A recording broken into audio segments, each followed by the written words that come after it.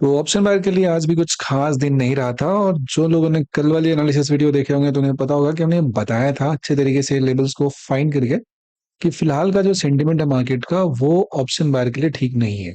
साथ ही साथ अपना जो ट्रेडिंग था सुबह का वो लगभग लगभग 9:30 के आसपास था कि ये बंद कर देंगे। 10:30 तो अपना दुकान बंद ही हो जाता है। फिर सेकंड टाइम 1:30 में आए तो मार्केट में कुछ ऐसा खास दिख नहीं रहा था, तो फिर वहां पे ये लगभग लो 150 यहाँ पे था, इस पर्टिकुलर जगह पे था, तो लगा कि कुछ नहीं आने वाला है, तो फिर उसमें अपडेट डाल दिए जो लोग थे वो।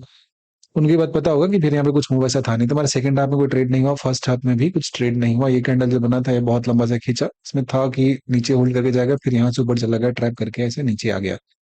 तो ऐसा मूव नहीं है, ऐसे भाग दौड़ के दो चार 10 पॉइंट लेके अगर आपको अगर अपने आप को ट्रेडर समझते हैं तो फिर गलत बात है, आप इंप्रूव नहीं कर पाएंगे। ऐसे मार्केट से दूर रहना जरूरी होता है। लेकिन हम देखेंगे तो पूरा का पूरा कल तो खैर ठीक है, थोड़ा सा गया भी था नीचे की तरफ। आज तो ऐसा कुछ खास हुआ ही नहीं है। इसके डेली टाइम फ्रेम पे देखेंगे तो हमें ज्यादा यहाँ पे समझने को मिलेगा। और ये अपना मार्क लेवल है, आप कल वाले वीडियोस में देखेंगे तो सेम वही चीजें मार्क है जिसपे आज कहानी हुआ था। यहाँ पे एक माइनर जो बाइंग जोन था इसके ऊपर में ही ये गया था। अपना व्यू यही था कि डिसाइसिव ना डाउन साइड का है ना अप साइड का है। इसमें हर छोटे छोटे जोन पे सपोर्ट रेजिस्टेंस बच जा रहा है, यहाँ पे सप्लाई हो जा रहा है, डिमांड हो जा रहा है, तो उसमें दिक्कत है।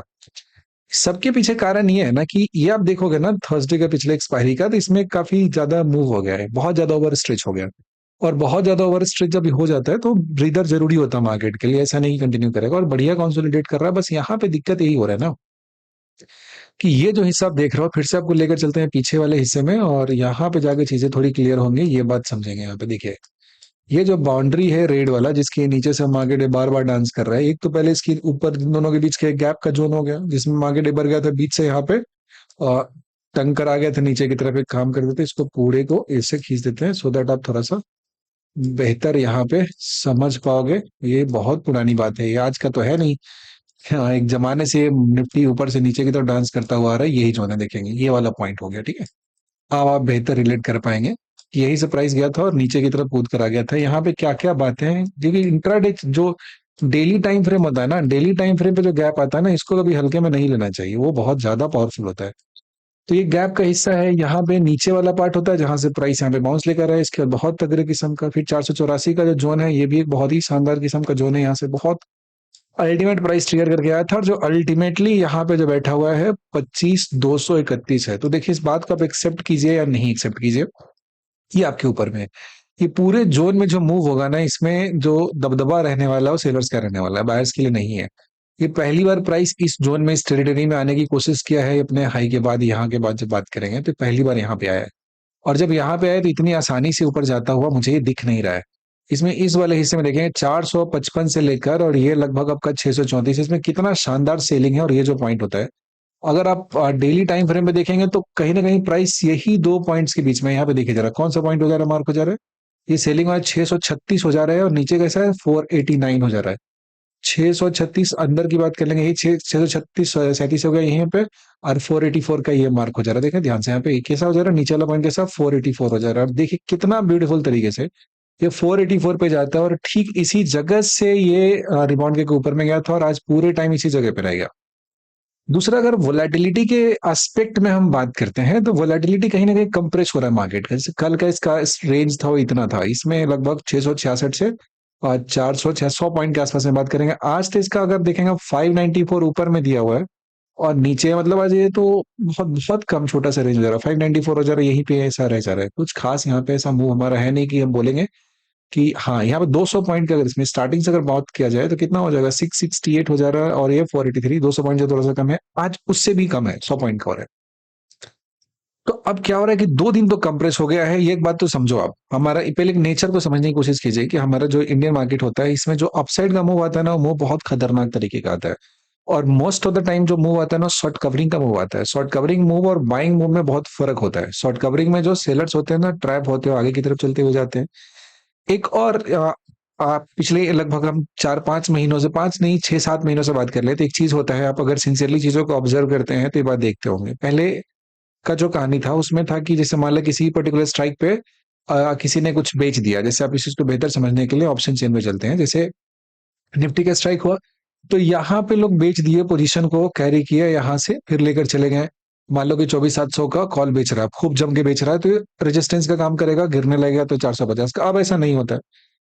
अब थोड़ा दिक्कत है कि जो बाइंग और सेलिंग होता है ना, आप देखोगे ना इंट्राडे में जब मार्केट चलता है तो यहाँ पे वॉल्यूम बहुत ज्यादा आता है। समटाइम्स आप यू विल फील कि 5 मिनट का कैंडल फॉर्मेशन है ना, और कैंडल के फॉर्मेशन के जो प्रोसेस है उस टाइम की अगर हम बात करेंगे तो उसी बीच में बहुत ज्यादा वॉल्यूम आता है, और फिर कैंडल क्लोजिंग के टाइम में वो सारा का सारा वॉल्यूम खत्म हो जाता है, बहुत कम वॉल्यूम हो जाता है। तो बात सिर्फ 5 मिनट टाइम फ्रेम के चार्ट पे उस वॉल्यूम के वेरिएशन का नहीं है, ये पूरा मार्केट का जो सिनेरियो है उसको एक्सप्लेन करता है, उसको बताता है। इंट्राडे में बहुत ज्यादा एग्जीक्यूशन होने लगा है, तो अब उसमें क्या होता है कि किसी भी डायरेक्शन में जो चलना स्टार्ट किया तो बुलिश बेरिश वाला ज्यादा सीन नहीं होता, उसी डायरेक्शन में दौड़ना है, उसको पकड़ना है। तो इसके लिए ट्रिगर होना जरूरी होता है, किसी एक डायरेक्शन में ट्रैप होना जरूरी होता है। जो ट्रैप होना जरूरी होता है, जैसे मान लो कॉल राइटर एक ट्रैप हुआ, फिर उसके अगला ट्रैप होता है, फिर उसका अगला ट्रैप होता है, मेजर राइटर वाले में जाता है, इसे एक का मेजर हो जा रहा है। यहाँ पे देखें कॉल राइटिंग में अगर वॉल्यूम की बात करेंगे तो अच्छा है, 26,60,000 इतना जा रहा है। और वहीं पे पुट में बात करेंगे तो यहाँ पे 18,34,000 के आसपास दिया हुआ है, फिर नीचे देंगे 26 लाख। दोनों साइड लगभग लगभग वैसा ही चल रहा है, कुछ खास नहीं, तभी तो उसको साइडवेज करके रखे ना।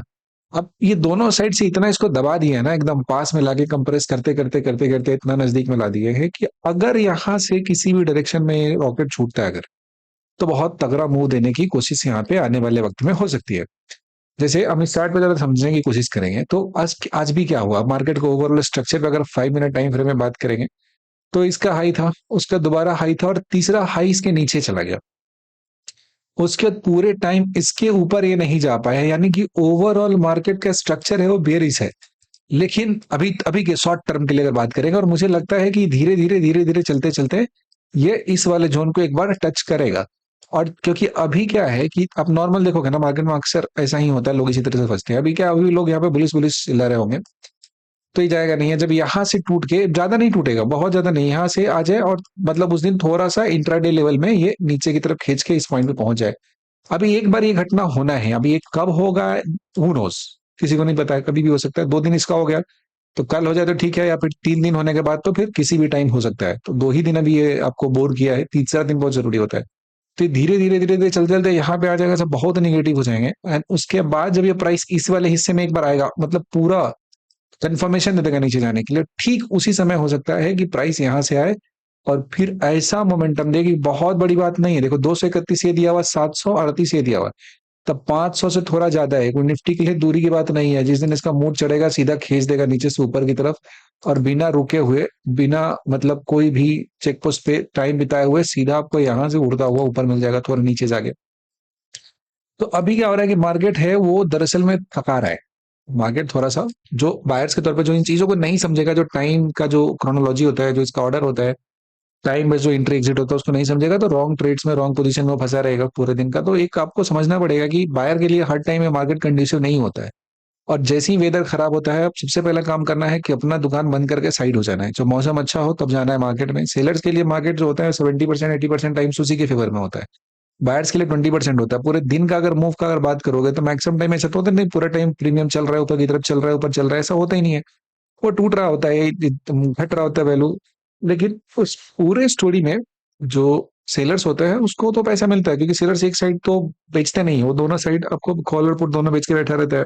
और ओवरऑल स्ट्रेडल का प्रीमियम होता है, उस पर वो काम कर रहा होता है, तो उसको कुछ ना कुछ लॉस वहां पे मिल जाता है। उसमें डीके वेके हो गया, कुछ डेल्टा हो गया, वो मिल गया। बायर्स पे इंतजार करना पड़ता है। इवन इंट्राडे बेसिस पे वो एंट्री किया है तो एक सर्टेन टाइम तक ही वो ट्रेड कर सकता है, पूरे डे के लिए उसका ट्रेड होता ही नहीं है। उसके अगेंस्ट में कैंडल अगर एक चला जाता है, प्रीमियम कितना टूट जाता है उसका। और जो सेलर्स होता है वो तो उसके अगेंस्ट में भी कुछ पॉइंट मार्केट चला जाए तो हो सकता है प्रीमियम तभी भी टूट रहा हो, उसका फायदा हो रहा हो। तो इसको इस लॉजिक को आपको समझना पड़ेगा एज एन बायर। आप अगर बायर से बायर आप सक्सेसफुल होना चाहते हैं तो उस केस में आपको अवॉइड करने का जो मैकेनिज्म है ये बहुत आपका स्ट्रांग होना चाहिए। तो अपना भी वही है कि एक जगह पे आया है, फिर एक बार टेस्ट करेगा, फिर हो सकता है थोड़ा सा भी नीचे, इसको अगर नीचे भी अगर जाना है इसको अच्छे तरीके से पूरे मोमेंटम में, तो एक बार आके इस वाले हिस्से को रिटेस्ट करे, उसके बाद फिर जाए यहाँ से और गैप में थोड़ा बहुत इसके 50% पे गया। दिक्कत ये था ना कि नीचे अच्छा फॉल क्यों नहीं रहा है कि गैप के 50% इससे तक नहीं पहुंचा। अब क्या होता है कि जो लोग सेल करने का सोचे होंगे उनके लिए अच्छा लुक्रेटिव करियर नहीं मिल रहा है, तो यहाँ तक जाए तो एक सिनेरियो तो ये हो सकता है, यहाँ तक जाए तब जाके ट्रेड बनता है। दूसरा, यहाँ से चले धीरे धीरे कोई मतलब नहीं, इसको आराम से आने देना है, टूटने देना है, कहीं भी आकर रुके, थोड़ा सा ऐसे गैप लेना। यहाँ से अगर ऊपर का आप प्लान भी करेंगे अग्रेसिव तो क्या होगा, जब ये कैंडल बन रहा था यहाँ पे इस वाले पे, तो इसमें बोला था कि हमने ये जो हिस्सा दिया हुआ है ये पर्टिकुलर जोन है, यहाँ पे अपसाइड प्लान करने के लिए ह्यूज क्वांटिटी के साथ कोई कॉन्फिडेंस नहीं मेरा, हम नहीं प्लान करेंगे। और उसके बाद तो 10:30 में ट्रेडिंग है उसको खत्म कर दिया था कि हाँ आज नहीं करना है। और गया अभी यहीं से लौट गया। तो ये चीज़ होता है कि अब जब डिसीजन मेकिंग कैसे कर पाते हैं ना, ये चीज़ बहुत ज़्यादा ज़रूरी होता है। ट्रेडिंग के लिए अपने आप को रोकना बहुत ज़रूरी होता है कि वैसे बायर आपके लिए बहुत डेंजर है मार्केट में, समझ गए ना? आप गलत चीज़ों से इन्फ्लुएंस होंगे तो कहानी गड़बड़ हो जाएगी। तो अपना जो सेल्फ डिसिप्लिन है, उस पे बहुत बेहतरीन मास्टरी कीजिए और वही आपको लॉन्ग रन में बचाने वाला है, दूसरा कुछ भी नहीं बचाने वाला है। So please understand this particular thing, इस लॉजिक को समझिए, इस पॉइंट को समझिए और उसके अकॉर्डिंग आप ट्रेड कीजिए, रैंडम तरीके से ट्रेड ना कीजिए। जहां तक देखिए हम थोड़ा सिंस आज कल हमारा निफ्टी का एक्सपायरी होने वाला है, वहां पे अगर हम बात करेंगे तो नहीं कल नहीं, वेंसडे है कल यार, वेंसडे कल, कल एक्सपायरी नहीं है, थर्सडे को एक्सपायरी हुआ। इसका एक्सपायरी -1 है, DTE, मतलब आपका DT वन दिया हमारा डे बिफोर जो एक्सपायरी होता है, डे टू एक्सपायरी 1 डे है, ओवर ट्रेडिंग है हमारा यहाँ पे। तो क्या कहानी है, अब देखोगे कि कल का टाइम इसके पास है, परसों इसका एक्सपायरी है। अब देखोगे ना, सबसे पहले तो मार्केट में यही बेस्ट इंडिकेटर होता है कि जैसे आप ऑप्शन चेन निकाल के देखो और आप देखो कि कॉल और पुट दोनों साइड का प्रीमियम आपका डीके होना स्टार्ट हो जाता है, इसका मतलब है कि आज का मार्केट आपके लिए नहीं है ट्रेड करने के लिए। तो उस केस में आपको छोड़ देना। और यहाँ पे दरअसल वही बात हुआ था, तो ट्रेडेबल था ही नहीं।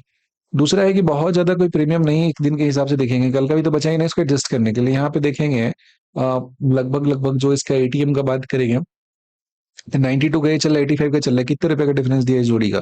दोनों का दाम चल रहा है 9, 8, 17, 170, 5, 2, 7, 170 रुपए इसका दाम चल रहा है। और डिफरेंस कितना है? 92 है, -85 हो जा रहा था, तब 7 रुपए का डिफरेंस चल रहा है। बहुत ज्यादा है नहीं, आराम से नॉर्मली एडजस्ट कर देगा मार्केट इसको, ठीक है। और एक दिन का टाइम ही बचा हुआ है, तो बहुत अनयूजुअल कोई प्रीमियम भी नहीं है। तो देखिए कहीं छोटा कहीं मूव मिल जाए तो ठीक है, अदरवाइज चांसेस मेरे को कम लग रहे हैं। मे भी ट्रैप करने वाला है, वीक थोड़ा अच्छा नहीं होने वाला बायर्स के लिए। 3 दिन जब बीत जाएगा ट्रैप, तब उसके बाद प्लान कर सकते हैं हम लोग कि हाँ एक वहां पे एग्रेसिव मूव देखने को मिलेगा। अभी दूसरा दिन ही यहाँ पे हुआ है बोरिंग से मूव का।